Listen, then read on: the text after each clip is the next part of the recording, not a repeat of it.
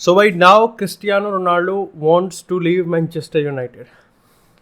अरे यार मेरे को ना रियलाइज़ हो रहा है कि जब परसों मुक्तेश ने वो वीडियो डाली थी ना कि वाई ट्रांसफर विंडो इतनी लोग इतने ऑब्सेस्ड क्यों रहते हैं और इतना अनप्रेडिक्टेबल क्यों है transfer window, this is the prime example. और इस पॉइंट ऑफ टाइम पे जो भी हो रहा है ना यूनाइटेड के रिगार्डिंग, चाहे लेपोर्टा का ह्यूटन का डियोंग में, जो कि हम अगले एपिसोड में बात करेंगे, लेकिन अगर इस एपिसोड की बात करें तो आज हम एक्सक्लूसिवली बात वाले हैं कि रोनाल्डो की सिचुएशन एक्चुअली में है क्या और इसके क्या मतलब हो सकते हैं। देखो यार, आज के इस एपिसोड का हमारा जो मेन इंपॉर्टेंस है ना, जो मेन मोटिव है, वो सिर्फ इतना ही नहीं है कि हम एक तरीके से ये अर्ली इंडिकेशन लगा सकें कि यहाँ पर ठीक है भाई, नेक्स्ट क्लब जो होने वाला है रोनाल्डो का, वो ए हो सकता है, बी हो सकता है, सी हो सकता है, डी हो सकता है। बट एक्चुअली में as a true die hard Ronaldo fan तुम ये सुनने वाले हो कि इस सिचुएशन में रोनाल्डो कितना गलत है और यूनाइटेड कितना गलत है, या फिर एक्चुअली में इनमें से गलत कोई नहीं है, बल्कि देखने का सिर्फ नज़रिया और परसेप्शन ही बहुत ज़्यादा मैटर करता है।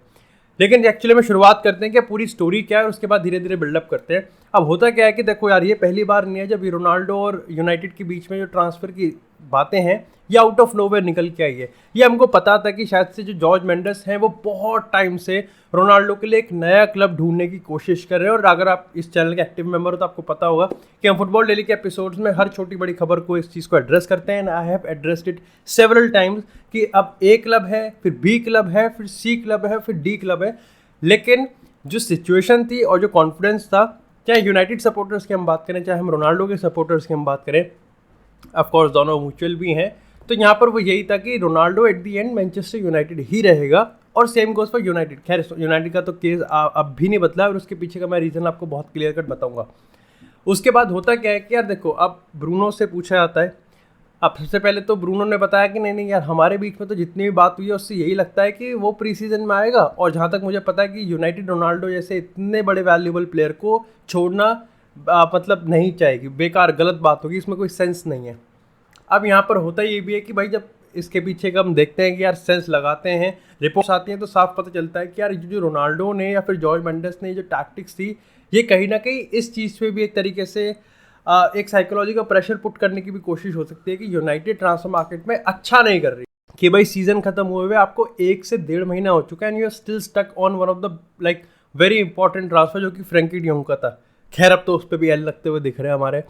लेकिन अब बात करते हैं कि यहाँ पर इसमें जो पॉसिबल डेस्टिनेशन है वो हम एक एक क्लब करके उस पर ब्रीफ पे डिस्कस करते हैं। क्योंकि देखो यार, इस पॉइंट ऑफ टाइम पे ना, यस डेविड ऑस्टिन ने रिपोर्ट दी है, डेविड ऑस्टिन ने ट्वीट भी करा है, फेब्रिज़ो रोमेनो भी ट्वीट करा है, लेकिन जो इन्फॉर्मेशन है ना वो बहुत कम है। आप उसके बेसिस पे आप अर्ली इंडिकेशंस लगा सकते हो, आप कुछ नहीं कर सकते, आप अर्ली डिस्कशंस कर सकते हो, आप बेट कर सकते हो, लेकिन आप अभी तक कॉन्क्रीट तरीके से कुछ भी नहीं कर सकते। यू डोंट नो कि कौन सा क्लब सबसे पहले आके यहाँ पर मूव करेगा, यू डोंट नो कि किस क्लब को सबसे ज़्यादा ज़रूरत है, और सही में आपको ये भी नहीं पता कि एक्चुअली में रोनाल्डो किस क्लब को प्रेफर करता है मूव। इसका प्राइम एग्जाम्पल आप पिछले सीजन भी देख सकते हो कि Manchester city was the club जिसको मैं ये नहीं कहूँगा कि सबसे ज़्यादा ज़रूरत थी, but they were the first one जिसने मूव करा था, और अच्छी तरीके से मूव करा था। कैसा मूव बनाया था जिसको यूवेंटस ने ठुकराया नहीं था। लेकिन एट दी एंड जब पता चला कि रोनाल्डो किसको ज्वाइन करना चाहता था, वो मैनचेस्टर यूनाइटेड थी। अब अगर बात करते हैं इस सीज़न की, तो सबसे पहले देखो यही क्लब आया सामने, तो इसी की बात करते हैं कि क्या रोनाल्डो का रियल मैड्रिड में एक होम कमिंग रिटर्न हो सकता है क्या? And the answer is yes. अब आप में से काफ़ी लोग कहोगे कि नहीं भाई, ये तो अब तूने बायस दिखा दिया, you are a Real Madrid fan, you are Ronaldo fan, तो तेरे को अब तू बायस दिखा रहा है। अब इसके पीछे तुम पहले मेरे फैक्ट जो रीज़न है वो सुनो, एंड देन विल से कि वाई इट वोंट लाइक ये सेंस नहीं बनाएगा।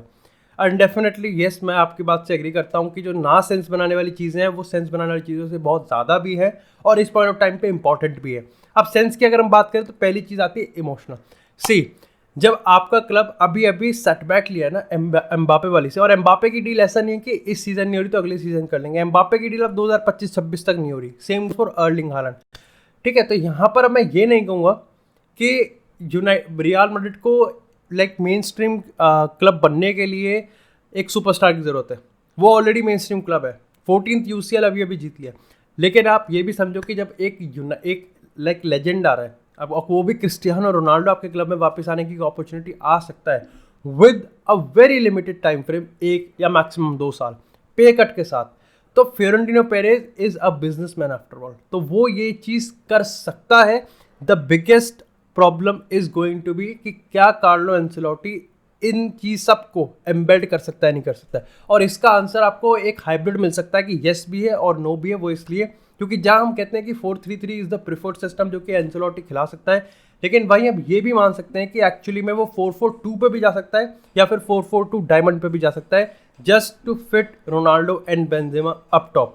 ये एक तरीका है। लेकिन रिसेंटली हमको जो रिपोर्ट्स मिल रही है, जो हमको इनसाइड सोर्सेज से पता चल रहा है कि रियल मैड्रिड में क्या हो रहा है, वहाँ पर ये भी बात चल रही है कि हमको एक ऐसा स्ट्राइकर चाहिए। अगर रियल मैड्रिड एक स्ट्राइकर लेके भी आएगी तो वो एक ऐसा स्ट्राइकर होना चाहिए जो बेंजेमा को कॉम्प्लीमेंट करे, ना कि उसको रिप्लेस करे।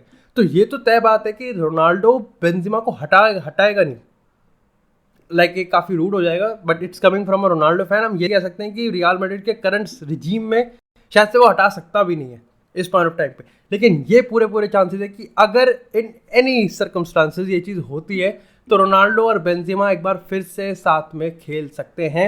बाकी अगर बात करें कि ये चीज़ सेंस क्यों नहीं बनाएगी, पहला पॉइंट, रियल मैड्रिड के अदर प्रायोरिटीज़ हैं। उन्होंने चुआमेनी पे खर्च करा है, वो अगले साल जूड बेलिंगम पे जाना चाहते हैं, या फिर हम कहें कि आने वाले टाइम में वो अर्लिंग हालैंड और एम्बापे पे जाएंगे। But again I think that's not a cause. लेकिन मेरा कहने का मतलब ये है कि वो वेज देने के लिए तैयार नहीं होंगे, वो रियल रोनाल्डो को उतनी सैलरी देने के लिए तैयार नहीं होंगे जितनी वो डिमांड करेगा, चाहे वो थोड़ा सा भी पे कट लेने के लिए रेडी हो या ना हो। दूसरा पॉइंट यहाँ पर ये है, देयर इज़ अ फियर, जो अभी हमने बात करा, देयर इज़ अ फियर कि रोनाल्डो के आते ही बेंजेमा का जो डाउनफॉल है वो शायद से स्टार्ट ना हो जाए, एंड ऐसा भी हो जाए कि शायद से बेंजेमा को डिसरिस्पेक्ट वाला एक जेस्चर भी हो जाए। And this is the reason कि जहाँ पर मैंने कल भी पॉडकास्ट में ये चीज़ कहा था, अभी मैं पीएसजी वाले सेंस में भी ये कहूँगा कि जब मैड्रिड को 14th UCL जिताया, I know it's a collective effort, लेकिन बेंजेमा ने ये चीज़ करी है, बेंजेमा का बहुत बड़ा रोल है, इट्स अ बिग कॉन्ट्रीब्यूशन, तो उसको थोड़ा सा भी अजीब ना लगे। हाउएवर देखो, बिजनेसमैन है, उसको पता है कि रोनाल्डो आएगा, जर्सी बिकवाएगा, और ये एक बहुत बड़ा मूव हो जाएगा, Ronaldo back to Real Madrid. तो लाइक तुम पता ना, रियल मैड्रिड के स्टॉक्स यहाँ से यहाँ चले जाएंगे। तो I think that's like it's a situation जो कि अभी बीच में अटकी हुई है। इसी के साथ बात करते हैं दो ऐसे क्लब्स की जिनके सबसे ज़्यादा पॉसिबिलिटीज़ है, बायर्न म्यूनिख और चेल्सी। अब सबसे पहले बायर्न म्यूनिख की सोर्सेज की हम बात करें तो उन्होंने यहाँ पर ये चीज़ कंफर्म करी है, मीटिंग हुई थी, इंटरेस्ट है, ये कंफर्म है, इंटरेस्ट है, मीटिंग है, ये कंफर्म है। जो कंफर्म नहीं है वो ये है कि क्या बायर्न म्यूनिख एक्चुअली में लेवेंडोव्स्की का रिप्लेसमेंट रोनाल्डो को देखती है, नहीं देखती। देखो, रोनाल्डो का बायर्न म्यूनिख से लिंक को मतलब ही नहीं बनता अगर लेवेंडोव्स्की बार्सा नहीं जाता। तो डेफिनेटली यहाँ पर ये थी कि इनडायरेक्टली बार्सिलोना का फ़ायदा ही हो रहा है, क्योंकि अगर रोनाल्डो बायर्न म्यूनिख को ज्वाइन करने के लिए रेडी हो जाता है तो तुम देखो, एक बायर्न म्यूनिख के पर्सपेक्टिव से सोचो, यस पैसा ज़्यादा देना पड़ेगा लेकिन बहुत ज़्यादा नहीं देना पड़ेगा। आई थिंक रोनाल्डो पे कट ले लेगा और कुछ ना कुछ, आई थिंक यार देखो, आई एम नॉट श्योर कि यहाँ पर जो जर्मन टैक्सेस होते हैं, जैसे इटली के जो टैक्सेस होते हैं वो काफ़ी ज़्यादा फ्लेक्सिबल होते हैं। जहाँ पर अगर हम प्रीमियर लीग की बात करें, ला लीगा की बात करें, तो जर्मन टैक्सेस एक्चुअली में कहाँ लाया करते हैं, do let me know in the comment section. अब देखो, अगर बायर्न म्यूनिख एक बार ये सॉर्ट आउट कर लेना कि रोनाल्डो का जो वेज है वो हम अपने सैलरी कैप में सिस्टम में फिट कर लेंगे, तो आप खुद उनके एक बार पर्सपेक्टिव से सोचो, लेवेंडोव्स्की एक ऐसा प्लेयर जिसने रेड मार रखी है बायर्न म्यूनिख की पब्लिक में आके, वो जा रहा है और उसकी जगह कौन आ रहा है, इट्स क्रिस्टियानो रोनाल्डो। देखो यार, with all due respect to Lewandowski, Ronaldo by far बहुत ज़्यादा ऊपर है और उसका पुल भी एक अलग लेवल का होता है। And at the like on the other hand, अगर हम बात करें रोनाल्डो के पर्सपेक्टिव की, तो उसको चैंपियन लीग फुटबॉल मिल रहा है, उसको टाइटल्स के लिए वो फाइट करेगा और टाइटल्स जीत भी जाएगा, और यहाँ पर एक अच्छा खासा चांस होगा कि वो चैंपियंस लीग के उनमें, मतलब एक तो होता है ना फाइनल जो पॉट होता है, उन कंटेंडर्स में भी बायर्न म्यूनिख का नाम होगा। तो डेफिनेटली रोनाल्डो के पास एक परफेक्ट अपॉर्चुनिटी है कि वो यहाँ पर एक चीज़ कर सकता है। इसी के साथ अगर बात करें यहाँ पर चेल्सी की, तो अब अगर चेल्सी की बात करें तो आई थिंक जब मैंने ये बोला था ना कि कौन सा वो क्लब होगा जो सबसे पहले मूव कर सकता है, I think Chelsea is the name. और उसके पीछे मैं आपको रीज़न बताता हूँ। सबसे पहला तो ये है कि टेड बोहली की हम बात करें तो यहाँ पे जब नेमार के लिंक्स आए थे ना, तो सबने सबसे पहले ये चीज़ कहा था कि ये मूव जो है ना, ये मूव है चौड़ दिखाने का।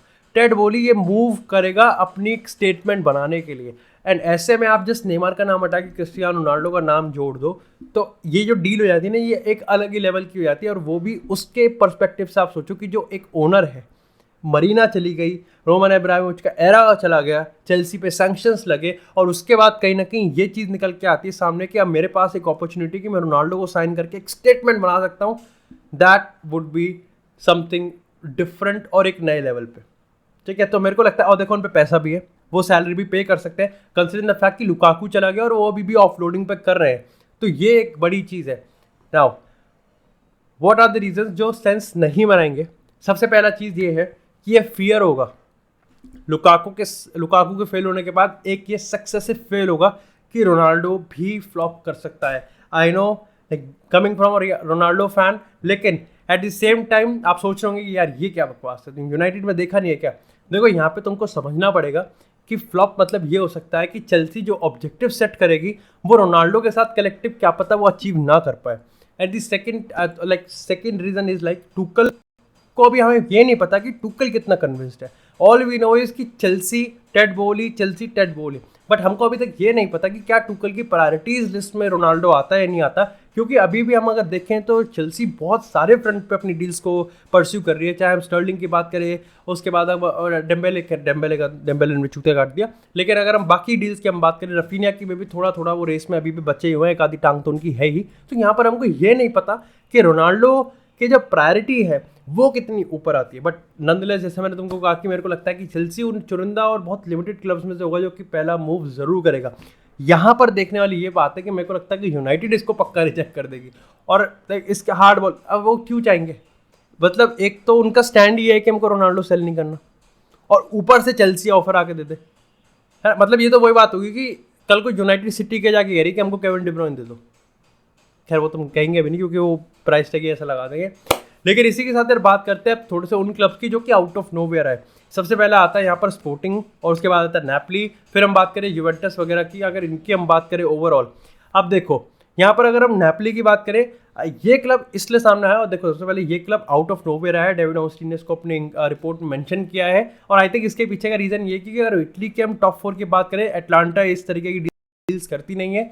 उस साथ ही अगर हम बात करें मिलान की, they have Ibrahimovic, they have very good players, तो वो भी नहीं जाएंगे। राफेल लियाओ है, आई थिंक उनके पास जिरूड है, तो उनके पास देखो प्लेयर्स हैं अच्छे। उसी के साथ अगर हम बात करें यहाँ पर जुवेंटस की, तो वो पूरा सिस्टम ही खराब कर देगा, वो तो पूरा सिस्टम ही खराब कर देगा। अब दूसरे लाहोविच लेके आए हो है ना, तो वो मेरे को लगता है कि उसका कोई सेंस नहीं बनेगा कि वो रोनाल्डो को लेके आएंगे, कंसिडरिंग द फैक्ट कि वो पैसा भी नहीं पे कर सकते। इंटर की बात करें तो वो तो उसको ही लिया है, मोमेलू लुकाकू को तो उसका भी कुछ नहीं कर सकते, और जेको भी उनके पास। यहाँ पर जो नेक्स्ट क्लब, इकलौता क्लब बचता है who has the champions league, जो एक अच्छी टीम भी बिल्ड करते हैं, वो आता है यहाँ पर क्रिस्टियानो रोनाल्डो टू नेपोली का। अब नेपोली के साथ प्रॉब्लम ये है कि नेपोली हम जानते नहीं है नेपोली को मेन स्ट्रीम फुटबॉल में कि वो इतनी बड़ी डील्स कर सकती है नहीं कर सकती है। और मोर सो पिछले रिसेंट टाइम्स, अगर रिसेंट हिस्ट्री बात करें तो शायद से उन्होंने इतनी बड़ी डील खींची होगी कोई। आई नो एक्सेप्शंस बनाए हैं उन्होंने। विक्टर ओसिमन की हम बात करें, they have some quite few players जो कि वर्ल्ड क्लास टैलेंट के हैं, और इसलिए कहीं ना कहीं मैं समझ रहा हूँ कि ठीक है नेपोली इस रेस में कहीं ना कहीं है। और लगता भी है, देखो यार, अगर इटली के मैंने जैसे बताया कि टैक्स लॉज वहाँ के बहुत फ्लेक्सिबल है, तो ये वैसे एक्चुअली में नेपोली एक चैलेंज हो भी जाएगा सही में, बिकॉज ये कह नहीं सकते कि Napoli is going to win the Serie A next season, या फिर नेपोली चैंपियन लीग जीत ही जाएगी, ये हम कहीं ना कहीं नहीं कह सकते। इसी तरह अगर स्पोर्टिंग की बात करें तो again if you are active member, तो मैं फुटबॉल डेली में लगातार बताता आ रहा हूँ कि they are very hopeful and optimistic कि यहाँ पर स्पोर्टिंग इस बार तो डील कंप्लीट कर ही देगी, खींच देंगे हम डील को। लेकिन यहाँ पर प्रॉब्लम यही है कि चैंपियन लीग खेलना ज़्यादा इंपॉर्टेंट है कि आपको ट्रॉफी ज़्यादा जीतना इंपॉर्टेंट है। इफ़ यू आप चैंपियन लीग में, आई थिंक रोनाल्डो का पर्सपेक्टिव ये नहीं है कि नहीं मुझे तो बस चैंपियन लीग चाहिए। He wants to win the champion league because he knew कि उसके पास ज़्यादा साल नहीं है, तो उसको अपने करियर का मैक्सिमम एफिशिएंसी के साथ आउटपुट चाहिए। Which brings me to the next thing कि यहाँ पर यूनाइटेड का ऐसा है। देखो यार, यूनाइटेड का स्टैंड बिल्कुल सिंपल है। United doesn't want to let Ronaldo leave Manchester United. उसके पीछे सिंपल सा रीज़न है कि उन्होंने काउंट किया है रोनाल्डो पे। देखा है, मैंने तुम्हें पहले भी कहा था कि जब डार्विन नूनेस लिवरपूल गया, हालैंड मैनचेस्टर सिटी गया, तो अपने आप जो स्टॉक था रोनाल्डो का विद इन मैनचेस्टर यूनाइटेड वो बहुत ऊपर चला गया। दो रीज़न है। पहली चीज़ तो ये है कि ट्रांसफर मार्केट की सिचुएशन इस तरीके से नहीं है कि यूनाइटेड अब किसी और पे चले जाए, आएगा ही नहीं कोई प्लेयर। एनकुंकू क्या कॉन्ट्रैक्ट एक्सटेंशन हो गया। उसके बाद अगर हम बात करें अलेक्जेंडर इसाक 80 मिलियन के आसपास मान रहे हैं। अगर हम बात करें जोनाथन डेविड की, तो वो भी अभी पता नहीं कि 60-70 तो वो भी मांगेंगे। तो यहाँ पर जो वैल्यूज है ना, वो बहुत जल्दी से पलट गई। उसके बाद अगर हम बात करें खुद रोनाल्डो की, तो देखो यार, ये चीज़ तो माननी पड़ेगी कि रोनाल्डो ने यूनाइटेड को बहुत इंसिडेंट्स पे निकाला है। एंड यस, मैंने कल एक सवाल पूछा था और आज मैं फिर सवाल पूछ रहा हूँ कि तुमको क्या लगता है कि यूनाइटेड यूरोपा लीग खेल रही है बिकॉज ऑफ रोनाल्डो, या फिर कहेगी थैंक गॉड यूनाइटेड टॉप 6 में तो है एंड बिकॉज ऑफ रोनाल्डो? तो मैं यहाँ पर थैंक गॉड वाली सिचुएशन के साथ हूँ कि रोनाल्डो की वजह से, एंड ऑफ कोर्स मैं बहुत गलत हूँ अगर मैं डेविड दे का नाम ना लूँ। इन दोनों की वजह से ही आज यूनाइटेड एक्चुअली में टॉप 6 कर पाई है। लेकिन एक्चुअली में यहाँ पर ही सबसे बड़ा सवाल आता है कि मैं अब एक कम्युनिटी को देख रहा हूँ, और मैं उसको गलत बिल्कुल भी नहीं कहूँगा। वो कम्युनिटी खुद अपनी ही कम्युनिटी है, दैट्स यूनाइटेड के फैंस हैं काफ़ी। देखो इंटरेस्ट तो है, न्यूट्रल वाले तो बोलेंगे, लेकिन अगर यूनाइटेड की फैंस कम्युनिटी की हम बात करें तो वो यहाँ पर एक कैंप ये मान के चलता है कि इट वॉज द रोनाल्डो जिसकी वजह से हमारा पूरा सिस्टम बिगड़ा। इट वॉज रोनाल्डो जिसकी वजह से कहीं ना कहीं हम 2 से 6 पे आ गए। अब सबसे पहले तो आई थिंक मेरे को यहाँ पर एक मिसकंसेप्शन क्लियर करना पड़ेगा। And do let me know कि तुमको क्या लगता है कि मैं कितना बायस्ड हूँ। अगर ये जो 2 और 6 का मैटर है ना, कि हम तो सेकंड आए थे, तो भैया मेरी बात सुनो, उस 2 में तुम्हारे जितने भी प्लेयर्स थे ना, वो इसमें भी नहीं चले, वो चले ही नहीं इसमें। वो 2 मार्कस रैशफोर्ड नहीं चला ना, एंथनी मार्शल सविया में जाके भी नहीं चला, हैरी मैग्वायर उसका तो डाउनफॉल ही हो गया। अब तुम ये कह दो कि हैरी मैग्वायर कैप्टनसी इसलिए नहीं करता, तो तुम गैरी नेविल की बात पे मान रहे हो, और वो कितनी चूतिया थी तुमको ही पता है। दूसरी चीज, अगर हम जेडन सैंचो की बात करें, अगर हम राफेल वरान की बात करें, उसको भी क्रिटिसिज्म मिलना चाहिए, वरान को भी, जेडन सैंचो को भी एक तरीके से क्रिटिसिज्म मिलना चाहिए। हमको क्या जेडन सैंचो ने क्या पेल दिया, जेडन सैंचो ने क्या बिल्कुल आग लगा दी, हमें जेडन सैंचो से ग्लिम्स मिले हैं। रोनाल्डो मूव नहीं कर सकता, रोनाल्डो भागेगा नहीं, ठीक है 37 साल का है, लेकिन Ronaldo is a perfect striker. I am not saying कि रोनाल्डो ने हर मैच में 10 आउट ऑफ 10 की परफॉर्मेंस दी है, लेकिन what Ronaldo has done it. अगर at the end of the day आप ये कह रहे हो कि यूनाइटेड का पूरा सिस्टम ही रोनाल्डो ने बेकार किया है, I am sorry my friend, I think you are a United fan, बिल्कुल प्राउडली आप यूनाइटेड फैन हो सकते हो, and I am not saying कि you are a Ronaldo hater, but आप सिचुएशन को क्लियरली नहीं समझ पा रहे my friend. This is the biggest problem जो कि मैं इस पॉइंट ऑफ टाइम पे देख रहा हूँ।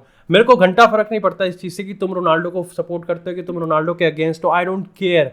मैं बस इसलिए करता हूँ कि if you are a football fan, अगर तुम लगता है कि मेरा ओपिनियन मस्त है और मेरे को ओपिनियन देना अच्छा लगता है, then get your opinion first clear, like पहले सिचुएशन को क्लियर समझो और उसके बाद तुम ओपिनियन बनाओ, ठीक है। कल जैसे पॉडकास्ट पे भी एक बंदा था जो कि लगातार रोनाल्डो को, मैं तो अब भी वो कंस्ट्रक्टिव क्रिटिसिज्म दे रहा था, और वो सुपर चैट्स के थ्रू दे रहा था, वो वैसे ठीक है। तो मेरे को लाइक मैं तो चाह रहा था कि मैं एड्रेस कर दूं जब उसने यूवेंटस वाला मुद्दा करा था, but then the panellist said कि नहीं रहने दो, इट्स देयर ड्यूटी, वो काम कर रहा है अपना, वो अपना मैसेज नोन करवाना चाह रहा है सबके सामने, चाहे उसको पैसे भी देने पड़ रहे हो। ये मत करो। मैं चाहता मैं तेरे को भाई गलत प्रूफ कर देता कल, बिकॉज यू वर रॉन्ग, तू गलत है। मेरा यूवेंटस से कोई लेना देना नहीं, लेकिन यहां आप गलत हो गए। आप यहां पर गलत हो गए कि रोनाल्डो ने यूवेंटस को छोड़ा, जब चैलेंज लेने की बारी आई तो भाग गया। लोकाटेली उन्होंने नहीं साइन किया था, पोग्बा को वो तब साइन नहीं कर रहे थे, लाहोविच को वो लेके नहीं आए थे, उन पे क्या था, मोराटा था, डिलीट को उन्होंने सही से यूज नहीं करा था, चेलेनी और बोनुची यूज करते थे, एलेक्सेंडर जाओ कैंसिलो सेल कर दिया था डेनिलो के वजह से। समझो, the level of the squad was not up to there, जो कि चाहिए होता है। इफ यू आपका फेवरेट फुटबॉलर होता, आप तब भी मेरे को लगता है कि आप यूवेंटस को रेट ना करते कि ठीक है भाई तो चैंपियन लीग जीते, but this is where I think कि सिचुएशन बहुत खुली है। आने वाले टाइम में हमको इस सिचुएशन के रिगार्डिंग और भी अपडेट्स मिलती रहेंगी। बाकी that's it for this episode guys. I hope आपको एपिसोड पसंद आया हो। एपिसोड को लाइक करें, चैनल को सब्सक्राइब करें। आपको इसी तरह फुटबॉल से एक्सक्लूसिव कंटेंट चैनल में मिलता रहेगा। तब तक के लिए stay tuned, stay safe, and I will see you in next episode.